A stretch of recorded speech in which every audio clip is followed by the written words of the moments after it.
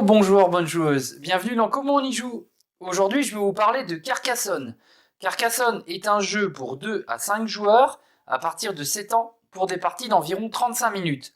Tout d'abord, je vais vous expliquer la mise en place du jeu, puis comment on y joue, et en fin de vidéo, je vous dirai si ce jeu est un top ou un flop. Commençons par la mise en place du jeu. Vous allez prendre le plateau marqueur de points que vous allez poser sur le côté. Chaque joueur va prendre ses meeples à sa couleur. Donc vous avez 8 meeples identiques et un AB. L'AB, vous allez le retirer, c'est une variante un peu avancée du jeu. Pour les premières parties, vous pouvez le retirer, vous ne jouerez pas avec. Une fois que vous maîtriserez un peu le jeu, au bout de 3-4 parties, vous pourrez faire les variantes. C'est pareil avec les tuiles. Vous avez des tuiles avec des dos foncés. Donc il y en a 12, ce sont des tuiles avec des rivières. Et bien celles-là, vous pouvez les supprimer, c'est aussi une variante avancée. Vous avez donc des tuiles avec un dos clair. Donc ça, ce sont les 2 piles de tuiles que vous allez pouvoir utiliser pour le jeu. Je vous conseille de faire 2 piles parce qu'une seule, ça risque de tomber. Et vous avez la tuile de départ. Donc il y a aussi un dos foncé, mais pas de rivière. Il y a juste un bout de chemin et un bout de ville. Celle-là, vous la placez au centre de votre table. C'est là où vous allez jouer autour de cette tuile. C'est votre tuile de démarrage. Après, chaque joueur donc a ses 8 meeples. Il va placer un de ses meeples sur la case 0 du marquage de points. Pareil pour Nick qui va passer aussi sa tuile 0 à marquage de points. Voilà, vous êtes déjà prêts à jouer. Mais quel est le but du jeu dans Carcassonne? Dans Carcassonne, lorsque vient votre tour, chaque joueur place une tuile sur la table. C'est ainsi que naissent de longues routes et de majestueuses villes. Vous poserez vos meeples sur ces tuiles en tant que voyageur sur une route ou chevalier dans une ville, ce qui vous permettra de marquer des points pendant, mais aussi à la fin de la partie. Le joueur qui, à l'issue de ces passionnantes batailles, aura marqué le plus de points sera déclaré vainqueur. Voilà. En clair, vous allez poser une tuile chacun à votre tour, et à chaque fois, vous aurez le droit de poser un meeple qui pourra être sur une route ou dans une ville. Et vous aurez aussi des tuiles abbayes, que je vous expliquerai aussi. Et si vous remplissez les tuiles tout autour de l'abbaye, vous marquerez aussi les points. Donc à chaque fois, vous allez marquer des points si vous avez mis des tuiles autour de l'abbaye. Si vous avez fait des longues routes, plus elles seront longues, plus vous marquerez des points en ayant mis votre meeple dessus. Et si vous faites des grandes villes, qui sont aussi finies, et là, vous marquerez aussi des points. Une fois qu'il n'y a plus aucune tuile, que la dernière tuile a été posée, on voit celui qui a marqué le plus de points remporte la partie. Commençons la partie. Je suis le premier joueur, je vais prendre la première tuile de la première pile.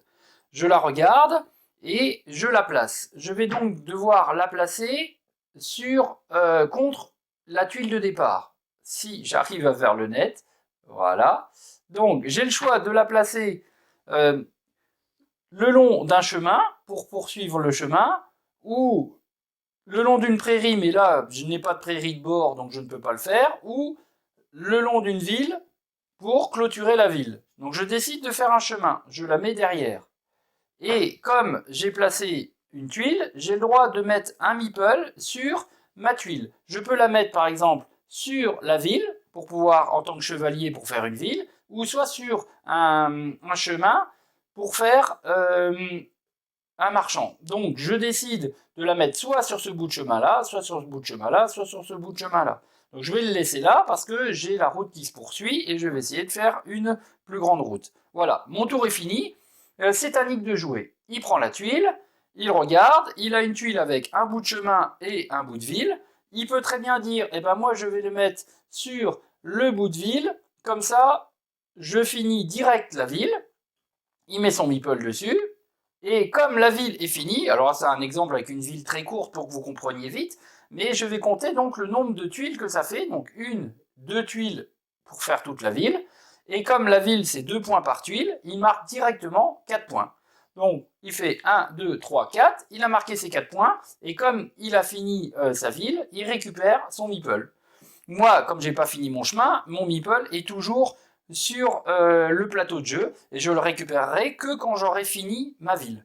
C'est à moi de jouer, je tire, et là, je vais me dire, bah tiens, je vais continuer mon chemin. Donc mon chemin, je mets la tuile contre l'autre pour que le chemin se touche, et j'ai fait un petit virage dans mon chemin, donc mon jeu se poursuit. Je pourrais très bien dire, je mets un meeple sur le bout de cette ville-là. Voilà. Je n'ai pas le droit de le mettre sur le chemin parce que j'ai déjà mis un meeple sur mon chemin. Donc ça, c'est interdit d'en mettre plusieurs sur le même. Comme Nick n'avait pas le droit, lui, de mettre aussi sur le même chemin que moi. Donc par exemple, là, je peux très bien dire, je vais le mettre ici pour faire un bout de ville. C'est à Nick de jouer, il tire une abbaye. Donc l'abbaye, il peut très bien la mettre donc bord à bord dans les champs, et son objectif, ça sera donc de entourer, on va plutôt la mettre là, d'entourer des tuiles tout autour de l'abbaye. Donc s'il arrive à mettre les 8 tuiles autour de l'abbaye, plus l'abbaye, ça lui fera 9 points. Donc s'il fait ça, il met son meeple sur l'abbaye, et il va attendre d'avoir mis des tuiles tout autour. C'est à moi de jouer, je tire une fin de chemin avec le village, très bien, je peux le mettre ici, et là j'ai fini donc ma route. Ma route est finie, donc j'ai fait 1, 2, 3, 4 tuiles pour faire ma route. Les routes c'est 1 point par tuile, donc je marque aussi 4 points. Donc 1, 2, 3, 4, j'avance mon meeple sur le marqueur de points, et je récupère mon meeple puisque mon chemin est fini. Voilà. Et ainsi de suite, jusque temps qu'il n'y ait plus de tuiles. Vous voyez, c'est très simple, à chaque fois vous posez une tuile, vous avez la possibilité de mettre un de vos meeples soit sur un chemin, soit sur la ville, sur un bout de ville, sachant que vous ne pouvez pas mettre sur un chemin si l'autre a déjà ce bout de chemin-là. Et quand un chemin est bouclé ou quand une ville est finie, vous marquez les points. Voilà, vous savez à peu près tout sur Carcassonne.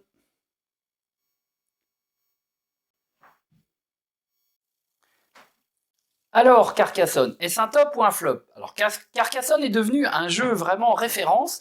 C'est le premier jeu vraiment de tuiles à utiliser ce système de pose de tuiles. Après, on le retrouvera dans King Domino, avec des choix de tuiles. Là, vraiment, vous n'avez pas le choix. Donc, c'est vrai que le seul petit souci, on va dire, c'est que vous n'avez pas le choix dans la tuile. Vous la prenez et à vous de vous débrouiller. Parfois, c'est votre adversaire qui a tiré la tuile qui vous manquait pour clôturer votre chemin ou votre ville, et vous dites « Ah mince, c'était la tuile là qu'il me fallait ».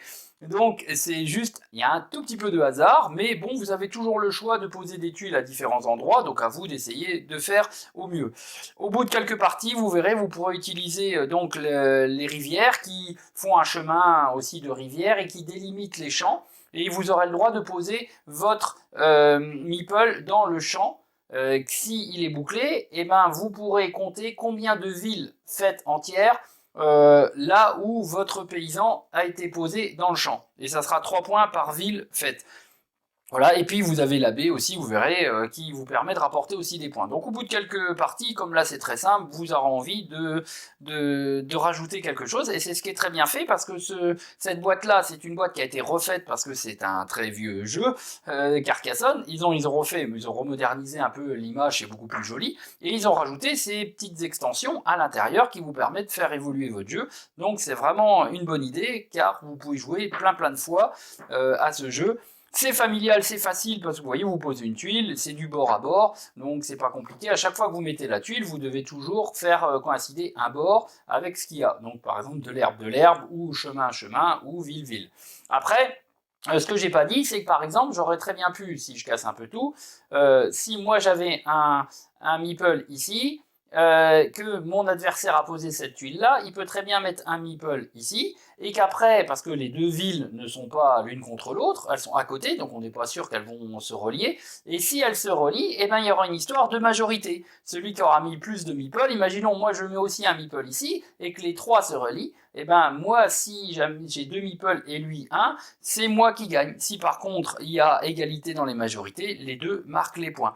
Donc, on peut un peu embêter l'adversaire à mettre une tuile juste à côté qui a le même village ou la même route pour essayer de relier après et l'empêcher de marquer les points tout seul. Voilà, donc c'est un petit peu la stratégie qui est assez sympa.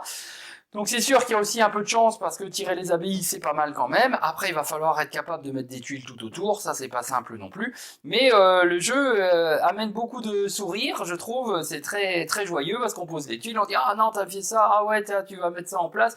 Et je pense qu'il y a une bonne ambiance autour de la table, tout le monde peut jouer, c'est super familial et très fastoche. C'est aussi bien à 2, à 3, à 4 qu'à 5, parce que c'est très rapide, vous posez une tuile, vous mettez un meeple ou pas, parce que au fur et à mesure, si vous en mettez un peu partout des meeples, eh ben vous en aurez plus tant que vous n'aurez pas fini quelque chose. Donc c'est pas facile de savoir si parfois quand il ne reste plus beaucoup de meeples, il en reste un, on dit ouais mais peut-être il faut que je le garde, parce que si je tire une abbaye, il va falloir que je pose mon meeple dessus, il faut pas trop s'éparpiller à mettre des meeples partout. Voilà, donc c'est vraiment sympa, je vous le recommande. C'est un jeu vraiment fait pour tout le monde, facile à comprendre et très très drôle. Et la réédition de ce jeu avec les extensions en plus est une super idée. Voilà, et ben ce jeu est disponible à la boutique Au Bon Joueur à Avranches. Et moi je vous dis à bientôt pour une nouvelle vidéo de Comment on y joue.